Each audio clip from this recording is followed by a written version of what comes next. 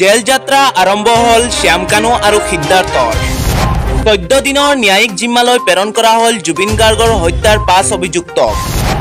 বাক্সাত উত্তেজিত ৰাইজে জ্বলাই দিলে আৰক্ষীৰ বাহন আজি ৰাতিপুৱা হেণ্ডকাফ লগাই আদালতলৈ নিয়া হ'ল জুবিন গাৰ্গৰ মেনেজাৰ সিদ্ধাৰ্থ শৰ্মা আৰু নৰ্থ ইষ্ট ফেষ্টিভেলৰ আয়োজক শ্যামকানু মহন্ত লগতে জুবিন গাৰ্গৰ বাত্ৰী সন্দীপ গাৰ্গ আৰু দুই দেহাৰক্ষী নৰেশ্বৰ বৰা আৰু পৰেশ বৈশ্য আটাইকেইজনক 14 দিনৰ আৰক্ষীৰ জিম্মাৰ পিছত ন্যায়িক জিম্মালৈ প্ৰেৰণ উল্লেখযোগ্য যে কোনোগৰাকী অভিযুক্তই আদালতত কৰা নাছিল জামিনৰ আবেদন কাৰাগাৰলৈ লৈ যোৱাৰ পিছত বাক্সাত সৃষ্টি হৈছে উত্তাপ্ত পৰিস্থিতি উত্তেজিত ৰাইজে জ্বলাই দিয়ে দুখনকৈ বাহন কুবিত ৰাইজে আৰক্ষীৰ বাহনলৈ নিক্ষেপ কৰে শিলগুটি এনে পৰিস্থিতিত একাংশ সাংবাদিকৰ লগতে আৰক্ষী বিষয়াও আঘাতপ্ৰাপ্ত হৈছে পৰিস্থিতি উত্তাপ্ত হোৱাৰ পিছতে জনতাক ছত্ৰভংগ দিবলৈ কন্দুৱা গেছ প্ৰয়োগ কৰে আৰক্ষীয়ে পৰিস্থিতি ইমানেই ভয়াৱহ ৰূপ ধাৰণ কৰিছে যে প্ৰাণ ৰক্ষা কৰিবলৈ দলঙৰ তলত সোমাবলগীয়া হৈছে কৰ্তব্যৰত আৰক্ষী বিষয়াসকল